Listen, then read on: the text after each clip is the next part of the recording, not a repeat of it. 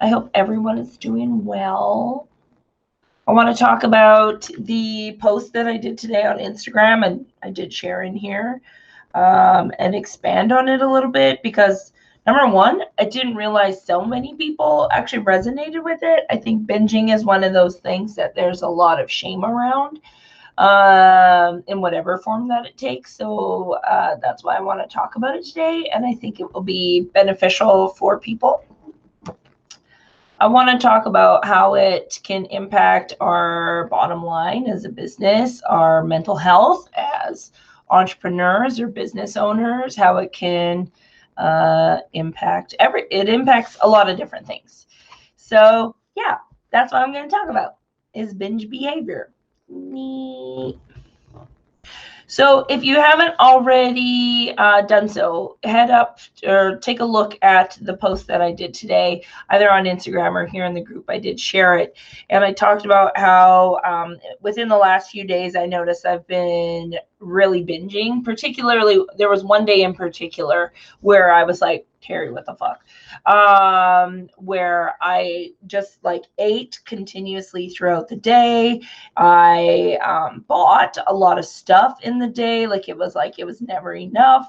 And I bought stuff that I already like. I bought more books, and even though I have a whole bookshelf, and so I was like consuming all of this stuff, food, books, content. I was continuously scrolling. That one I didn't mention in the thing, but yeah, I found myself refreshing my email, refreshing my Instagram feed, my Facebook feed, and literally going between the three things, which obviously is not productive, but that is a element of binge behavior. And so I've always known for like ever since I was a little kid that I'm very much an all or nothing kind of lady. If you see me execute things, you will know that about me is that when I say I'm going to do something, I do it, and I do it full force. I don't just do it half-ass, and things like that. And while it is responsible for a lot of the good that comes out of my life, it is also a defense mechanism or security blanket that I have created. And I think the one thing, what I mentioned at the beginning, is that there's a lot of shame around binge identities and things like that. And I want to start by saying that it's nothing to be ashamed of, because the reason why you developed if this is you, the reason why you developed this behavior of a binge behavior was a safety and security mechanism to get you through to where you are now. So there's nothing shameful in survival. Whatever you had to do to survive is what you had to do. It doesn't mean it's a bad thing, and you don't have to feel shame about it. So I want to start first by acknowledging that you can remove the shame that is attached to a binge behavior. And the sooner that you can remove that stigma that's attached to that binge behavior, the sooner you're going to be able to look at it with a neutral lens, essentially. What that means is, like, when we're in a shame spiral, we literally can't do anything. It just makes us feel worse about ourselves, which can then further perpetuate the binge purge kind of mentality. Now, for me, I was never a purge person. I'm always a consistent binger all the time. I just hoard would be a good word to use. I rarely will, in the essence of shame, I will rarely ever get rid of things.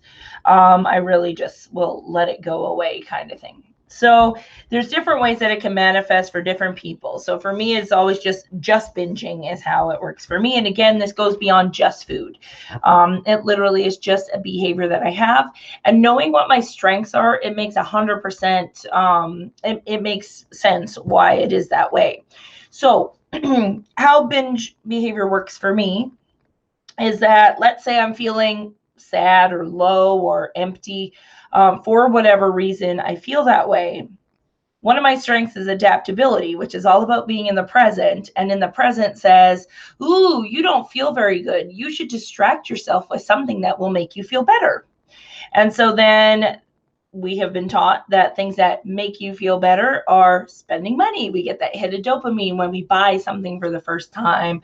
We get a hit of dopamine when we eat something delicious and sugary and sweet. We get a hit of dopamine when we sleep with somebody and that we think they find us attractive. And then that is very short-lived, because chances are the thing that we have binged upon is not it is not fulfilling the actual need or desire that we have. It literally is a short-term band-aid effect. So as somebody with adaptability, knowing that that is a strength of mine, it's good because I can go with the flow, but it also shows up in the way of a distraction when I'm not feeling super great and will transition me somewhere else. One of my other strengths is what's called input, which means I like to collect. I like to bring things in, and this is why I have so much stuff everywhere.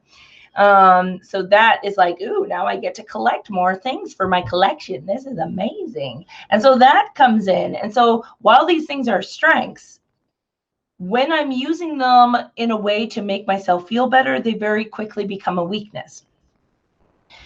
So it's important to know that about yourself, like what are the things and what are the behaviors. And if you can notice when it's happening, you say, whoa, like, let's look at the context here. Like, let's go beyond me just buying something online. Let me look at what led me to this point to begin with. Am I bored? Am I feeling like I don't have a lot of work?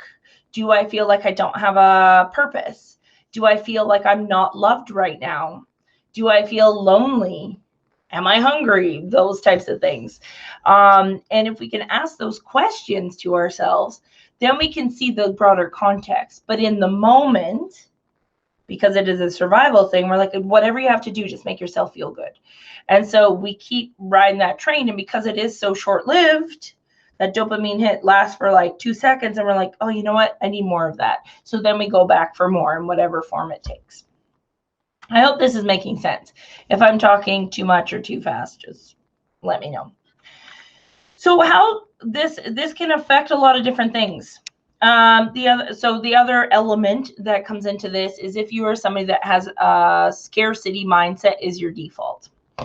I definitely always had a scarcity mindset, probably starting when I was younger. A big part of that. So here's how I believe my scarcity mindset to have formed in a few different ways.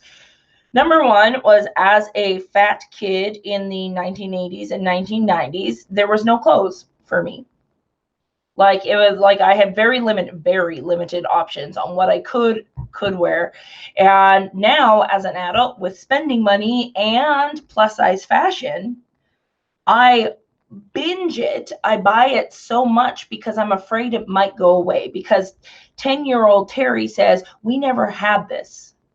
10-year-old Terry says, we never had floofy dresses, and we never had sparkly things, and we never had the feeling of feeling like a princess. So you better take it while you can and consume it as much as you can, because it might go away.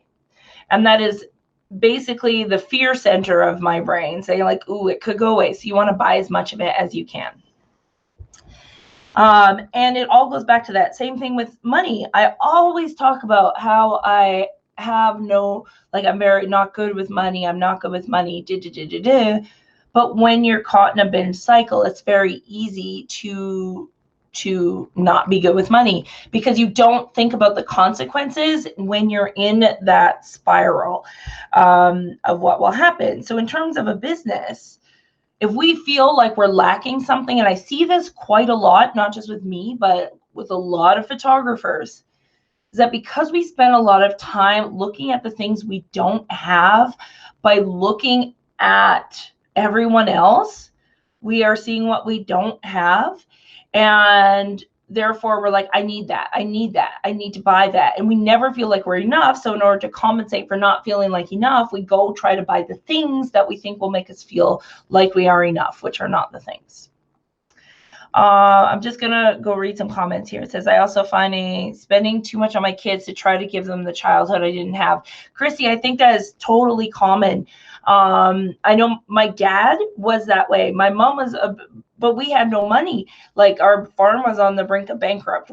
bankruptcy, which I didn't know, but my dad would just like, because he never had the things, he would not think about the consequences of spending money on us, and which made a very stressful relationship for him and my mom.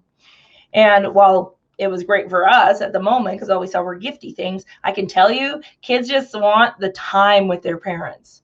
Like, there's been studies done countless times, and kids are always happier with your time more than they are with your stuff. It's like, buy it all now because it might, yeah, exactly. I'm the same way, but my mom was a single parent, so I didn't have stuff. Yeah. So when you have it now, it's like, this will make me satisfied, and it's not. Now, if we think about, the other thing was, as for me, I'm just going to use my experience. This may be different for you. But for me, as a young kid, being one of the fattest people in my school, I was bullied. So I never received love the way I thought I was supposed to receive love. I received love from my parents and my family. It was unconditional, and that was great. And that is more than a lot of people have. But I never received the same love that I saw other people having. So there's always been this loneliness piece to me, which I thought for a very long time that being alone was like a strength of mine, which it is. I do like being with myself. But I also find that sometimes I am lonely and I feel isolated. And I can't remember, I was on a live talking about this, or I was talking in a Zoom about it, maybe during the book club. And some of my most times that I felt alone is like, a good example is when I'm in a room with people who are smaller than me. Even now, as a body image activist, when I'm in a room with people who are smaller than me and they're complaining about their bodies, it makes me feel incredibly isolated and small, like in my person. And so then I will either withdraw or I will go balls to the walls. Like, again, one or the other. There is no medium. And it's like that feeling of loneliness then follows me, and that little voice comes up in your head and is like, yeah, nobody loves you really that much, or nobody values you, even though that's not the truth. It's just your brain's a fucking liar, and it'll try to make you believe this. It's not the truth, but my brain would say that. And so then I'm like, oh, you know what will fix this? Because again, not feeling super great, my brain's like, do whatever you have to do to feel good, because we don't like it here. So then food, that's easy. Bring that to me. Social media, that's easy. Bring that to me. Anything's better than thinking about the prospect that what if nobody likes you? Right? Like, if you actually did that work, you'd find it's not as bad as you think it is. But like, the brain is like so tricky. And so when we take these behaviors that helped us survive, and as adults, they become kind of hindrances in our now goals. For example, I want to save money. I want to have a big savings account. I want to buy a cabin someday. I want all of this stuff. And so if I'm exhibiting behavior that is counterproductive to that, it's going to fuel the shame cycle and make me not be able to do the things that I actually want to do now as an adult, because my inner child is feeling sad. So I have to not work on the outside stuff. I have to work on the inner child stuff and say, Terry, it is not true. You are loved. You are safe. You can have these things at any time that you do want them. You don't need to buy all these things right now. And if they are not there later on, then they were not for you to begin with. And I think where I really get into problems with this is when I do go thrift shopping, because very much it's like, well, it could go away. It may not be there anymore. There's only one of these out here. So you have to buy it now. And so it's like all or nothing. And so these types of behaviors can be counterproductive to our adult goals. So understanding what your default behavior is, acknowledging that I'm in a binge cycle, allows me to stop and say, why do I think this? I fucking eat like crazy and I buy things. Yeah, so many things. Exactly. I am the same way. And because we think it's soothing the child, and just like a toddler that's having a temper tantrum, it does temporarily soothe the child until the situation arises again, because we're not actually fixing the situation that brought us there to begin with. But the thing is, you can't fix something you don't know is happening, which is why, for me, this is why I write the posts that I do about things that I'm feeling, because there's no possible way that I can be the only one feeling these things, obviously.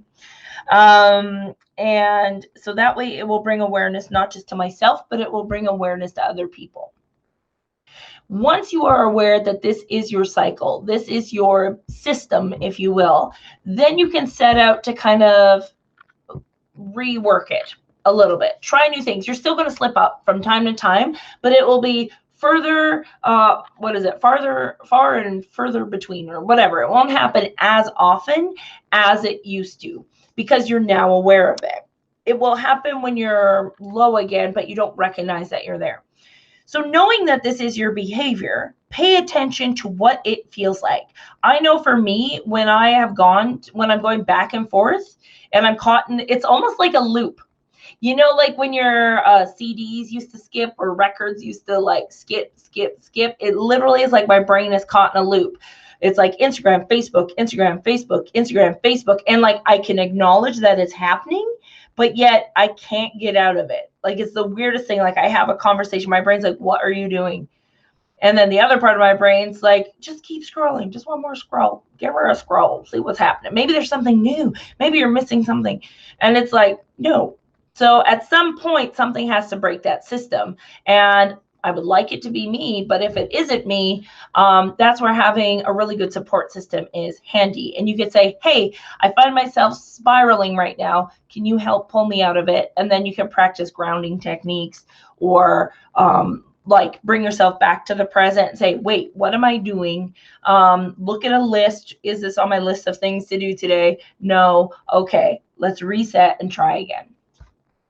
But if you don't know what it feels like when it's happening, you can't catch yourself when it's happening to recognize what it feels like when it's happening. So it's like a catch-22 kind of thing. So yeah, because it can affect so many different things. And now the other issue, and I kind of touched on it a little bit, and this is why I see it affecting photographers probably the most. Or not just photographers, but those are my immediate network. So creatives. Is that we spend a lot of time looking at other people's work. We spend a lot of time looking at somebody else's website, their pricing, their whatever, being in these Facebook groups. Love it. Super great. But we all know the statistics that social media will make you feel worse about yourself. So if you are somebody that is already somebody that is going to binge, like if that is your behavior already, then understanding social media is going to be a huge trigger for that behavior. So one thing that I do is I have put into my plan that once a month I will get off the grid. I will not be online for at least 3 days so that I can recenter and listen to myself and like cut out the distractions. Because when I'm distracted, that's when I feel worse about myself. I feel shitty about my work. I feel terrible about my studio. I don't think I'm making enough money. I don't think I have as many clients as other people. Blah, blah, blah, blah, blah, all the different things. And all that chalks up to you are not enough. And so when I feel you are not enough, remember this, Terry, that's when my binge cycle happens. So what I need to do is mitigate the effects that lead up to me not feeling like I'm enough, if that makes sense. So when I need to recognize what that behavior looks like, what am I looking for when I look at other people's work? What is the point of me looking at their work? Well, what is the intention here? Is it to learn from them? Or is it to be inspired by them? And how does it physiologically make me feel when I'm looking at their stuff?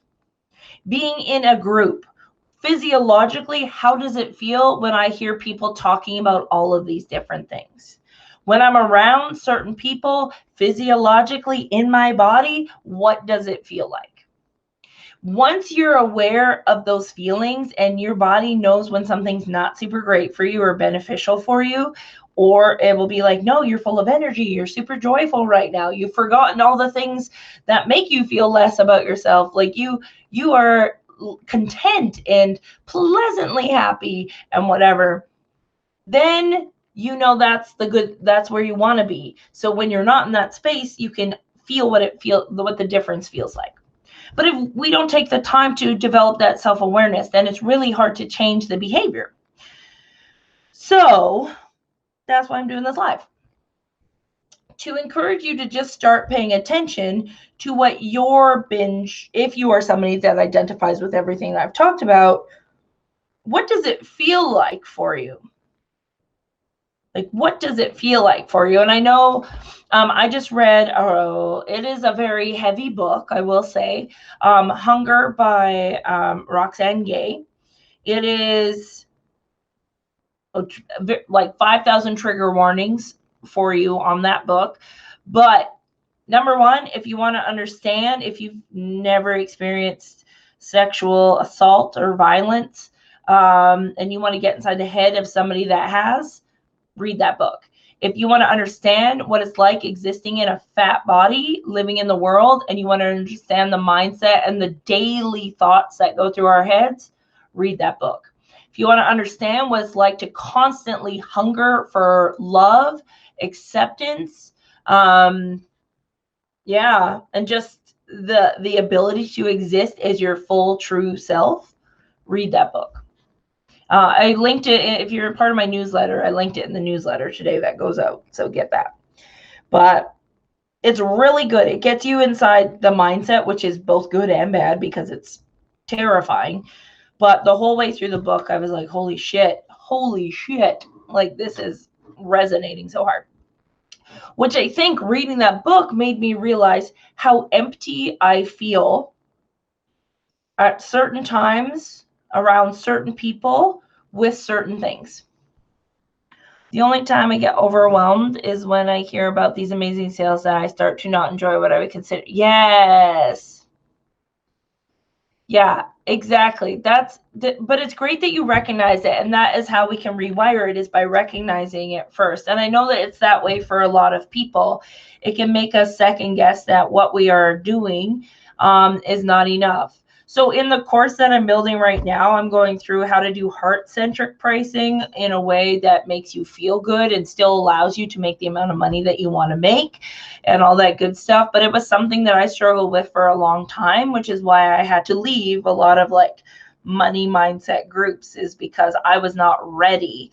And I still probably am not to be in that place because it is just not in alignment with who I am at this point in my life.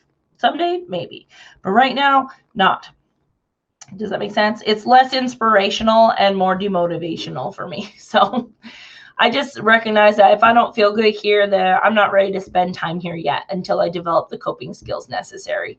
And I know for some people, being in those environments, you can learn to develop them. But for me, I like to develop them outside and then slowly work my way back into those environments or conversations. So it really depends on you. But at the end of the day, the main point is that when you feel yourself stuck in one of these spirals, a binge spiral, whatever it might be for you, social media, clothes, but it's taken me 10 years to get here, Alicia, to be honest. Like I work on self-awareness all the time. I'm always having conversations in my head, because I have big goals, and if I'm the one, and I'm always the one getting in the way of my goals, because the thing is, I am sabotaging myself. And I hate when people say that. So I want to clarify that too. Like, lots of people say, oh, you're self-sabotaging. Yeah, maybe that's what it looks like, but that helps no one, and that just makes you feel like shit when somebody tells you you're sabotaging yourself. So you're going to feel shame, and instead you're not going to do anything about it. Instead, I would ask the question and build the context. Remember, curiosity leads to compassion. I wonder why I think this way. I wonder why I believe this to be true. I wonder why I don't want myself to make X amount of money. I wonder why, like, we're asking questions. We're not saying, oh, you're a self-sabotager. Labels are completely usually full of shame. And I highly recommend, if that is something you say to yourself, to take a step back and just start asking questions. I wonder if there's something if I'm afraid of succeeding. And if I'm afraid of succeeding, why would that be? Am I afraid of not knowing enough, so this will do that? Whatever your thing is. And then recognizing how that's impacting. And then the other thing is, I always talk about acknowledging that whatever your belief system is, that will fuel your behavior. It's a self-fulfilling prophecy. So, for example, let's say you binge on food and you feel gross because your belief is that nobody loves me because of my body. So your behavior becomes, well, nobody loves me anyway, and I feel lonely, so I'm just going to eat and eat and eat. And then that fuels it's because of my body. And the thing is, it's not about your body at all. It's because you haven't learned how to fulfill your own needs first. Your body is just a byproduct of the belief, right? Your business is a byproduct of your beliefs. Everything is just a byproduct of our beliefs, is the best way to put that. So we need to work on the belief part of it, not the actual situation, the belief part of it. Because if you don't believe it, this is why people that win the lottery usually end up back where they started and spend all the money, is because they didn't change their belief about money to begin with. So we need to figure out, what are the beliefs that we hold? What are our 10-year-old, 8-year-old selves? What are we trying to, when we do these behaviors that saved us then? Yes, Christy, this is what I'm working on for not this coming quarter, but the following quarter. So yes, that is something that I'm working on. I wanted to give space for other educators in this next round, but I will be teaching about that in the next one. So see, this is leading up to that. How did you know? Christy's on it. She knows. We're going to talk about boundaries. We have somebody working on a course for boundaries, which is super important. We have a lot of stuff like that coming up. Because if the more you can manage your own mind, that's the thing, it's your mind more than anything else. The more you can manage your mind, the more you can manage the rest of it. Because again, it's just a byproduct of what's going on in here. And so that's what I love to work on, is like reworking our belief systems and figuring out where it started.